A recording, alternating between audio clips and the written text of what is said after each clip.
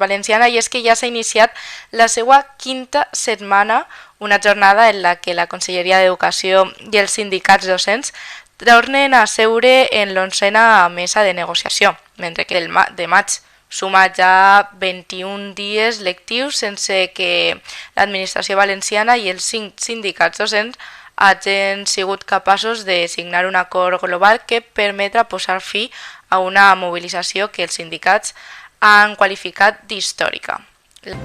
I ens anem a Benicarló, on el MUCBE i els seus jardins acolliran els dies 17 i 20 de juny una nova edició del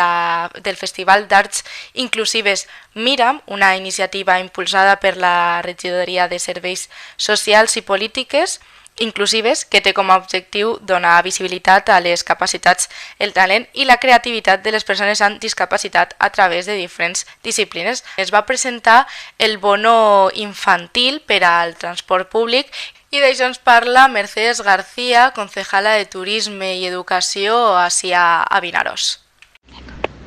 Des de la Regidoria d'Educació s'ha presentat el nou bono infantil que substituirà l'anterior Chiquibono. Este bonus aporta importants novetats com és l'increment de la quantia de l'ajuda en un 8%, així com la incorporació dels xiquets i xiquetes nascuts en 2026 abans de la publicació de la convocatòria. Així mateix, també es podran adherir a aquesta ajuda els xiquets i xiquetes nascuts en el 2024 i en el 2025.